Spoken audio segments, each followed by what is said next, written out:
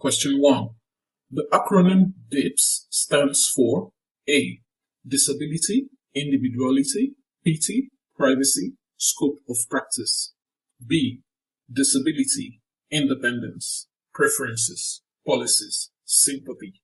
C. Dignity, Independence, Preferences, Privacy, Safety. D. Discretion, Individuality, PT, Privacy, Support. The correct answer here is option C. Dignity is treating each person with respect and honoring their self-worth. Independence encourages autonomy and self-sufficiency where possible. Preferences involves respecting the individual's choices and personal preferences. Privacy is protecting personal information and maintaining confidentiality, while safety is ensuring a secure environment to prevent harm. So that's the acronym DIPS, standing for Dignity, Independence, Preferences, Privacy, and Safety. Question 2. Which of the following actions would help meet a client's self-esteem needs? A. Suggesting that a family member perform the care. B. Assisting the clients with performance of daily living activities. C. Encouraging the clients to perform self-care when able. D. Anticipating the needs before the client's requests for help.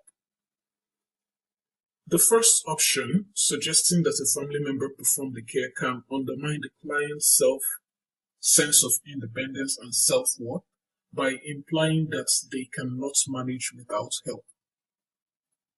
While option B may seem necessary, it does not encourage independence and it may not fully support self-esteem, unless it is balanced with promoting self-care when possible. In option C, encouraging the clients to perform self-care when they are able to supports their independence and autonomy, and this is directly linked to their self-esteem. Option D, although helpful, may reduce the opportunity for the clients to exercise independence. So for this, we'll be going with option C, encouraging the clients to perform self-care when able. This will allow them to do as much as they can for themselves and help them to feel capable, thereby reinforcing a positive self-image for them. Question 3. Knocking and requesting to enter a client's room supports the client's rights to A. Assistance, B. Privacy, C. Services, D. Confidentiality. While knocking and asking for permission may establish a respectful approach to providing assistance, the act itself specifically relates more to respecting their privacy rather than directly providing assistance. Privacy is acknowledging the client's personal space and allowing them to control who enters. Services does not directly relate to knocking on the door. It rather respects the client's personal space and privacy. Confidentiality pertains to the protection of personal and medical information, so the scenario we have does not apply to that. So our answer here is option B, privacy. This practice helps to maintain the dignity and autonomy of the client, thereby fostering a respectful environment. Question 4. Which law ensures that every citizen has access to health care? A. The Canada Health Act. B. The Long-Term Care Facilities Act. C. The Medical Care Act. D. The Hospital Insurance and Diagnostic Services Act. The Canada Health Act is a federal law that ensures that every Canadian citizen has access to publicly funded health care. The Long-Term Care Facilities Act addresses standards and regulations that are specific to long-term care facilities, but it does not address universal health care access. The Medical Care Act was a predecessor to the Canada Health Act, and it helped to establish healthcare funding. However, it was eventually replaced by the Canada Health Act in 1984.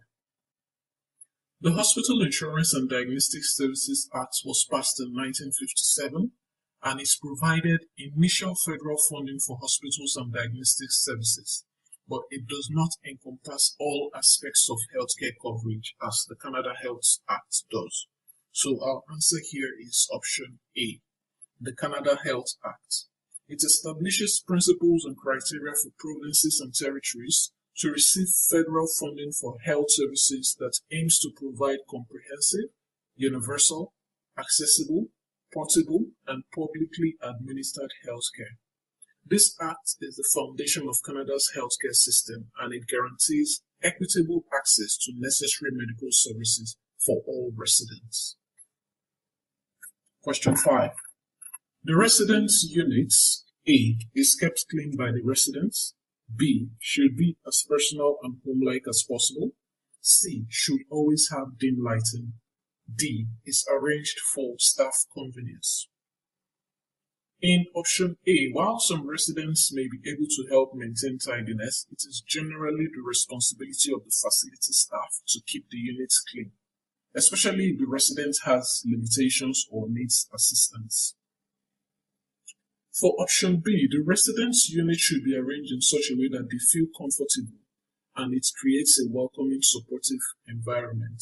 This will help the resident to feel more at ease and maintain a sense of dignity and personal identity. For option C, lighting should be appropriate to the needs of the residents. Proper lighting is essential for safety and comfort, and it should be adjustable to meet the residents' preferences and needs, rather than to be always dim. For option D, the residence unit should be designed primarily for the comfort and well-being of the residents rather than for staff convenience. So for this, we are going with option B. The residence unit should be as personal and homelike as possible. Question 6. A registered nurse with advanced education and who can prescribe medication is A. Registered nurse. B. Registered practical nurse. C. Dietitian. D. Nurse practitioner.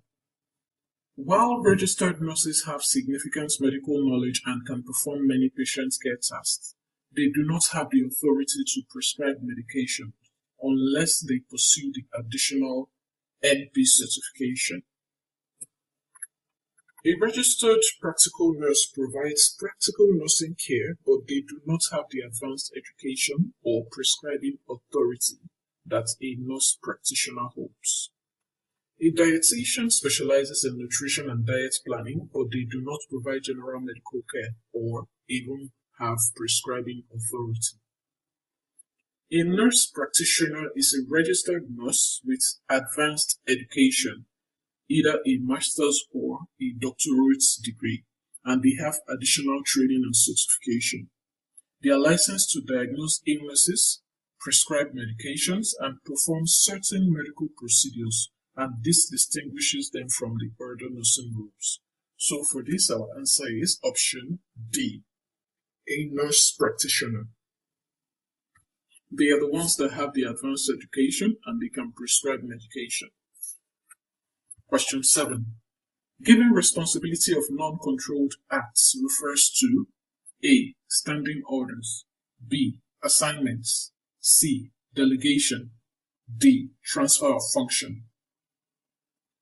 Standing orders are written instructions from a physician or other authorized healthcare providers that allows other healthcare professionals to carry out specific tasks or administer treatments without having to seek direct authorization each time. Assignments are duties or tasks that are given to someone, however, they don't involve the transfer of responsibility for performing specific non-controlled acts. Delegation is the process by which a healthcare professional gives responsibility for non-controlled acts to another individual. It's usually to a lower-level healthcare provider, within the scope of practice and legal regulations. Transfer of function involves moving specific responsibilities from one individual or department to another, but it is not as precise as delegation, which involves specific tasks or acts within a regulated framework. So for this, our answer is option C, delegation.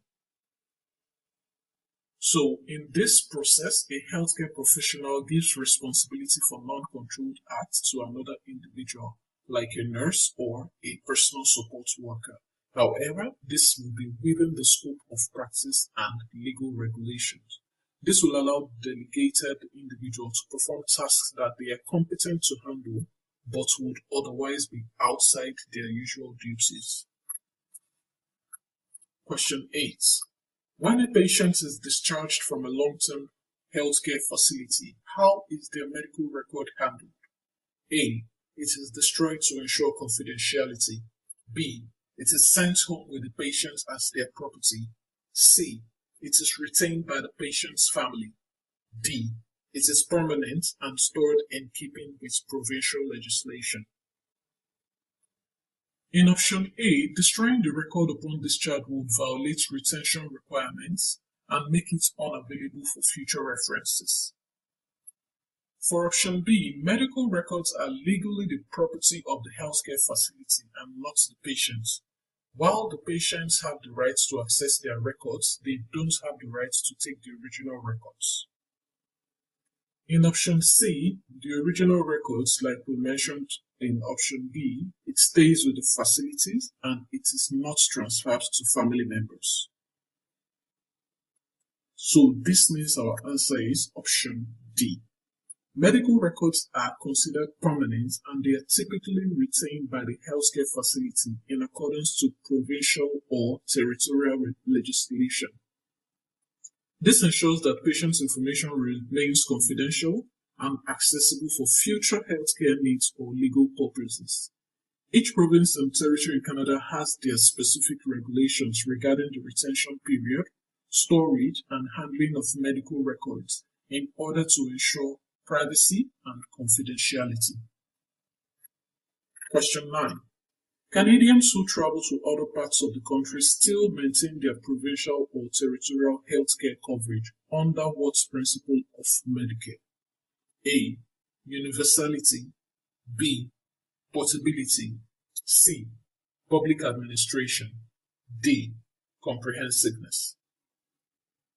Universality principle guarantees that all eligible residents have access to insured healthcare services without discrimination based on factors like income or age. Portability ensures that Canadians who move or travel within Canada can continue to receive healthcare coverage from their home province or territory. Public administration ensures that each province or territorial health insurance plan is managed by a public authority on a non-profit basis. Comprehensiveness ensures that all medically necessary hospital and physician services are covered. However, with respect to the question that we have, the answer is option B. Portability principle allows for the continuity of care across provincial and territorial borders, maintaining healthcare access regardless of the person's location within Canada for temporary absences. Question 10. One of the differences between a PSW and an RN is that only RNs can A. Assess, plan and evaluate nursing care. B. Provide direct patient care. C. Upgrade their skills with continuing education courses. D. Make important observations about their clients. Registered nurses have advanced education and training, and this allows them to perform comprehensive assessments, develop nursing care plans, and evaluate the effectiveness of care. For option B, both personal support workers and registered nurses provide direct patient care, so there's really no much difference there. For option C, both PSW and RNs have the opportunity for continuing education. Option D as well, both PSWs and RNs make observations about their clients. However, the level of responsibility and the ability to act on those observations differs. The only difference between the PSW and an RN based on the options we have is option A. The registered nurse has the right to do clinical judgments, to assess the patient's conditions, and to make decisions about the treatment. However, the PSW cannot do this.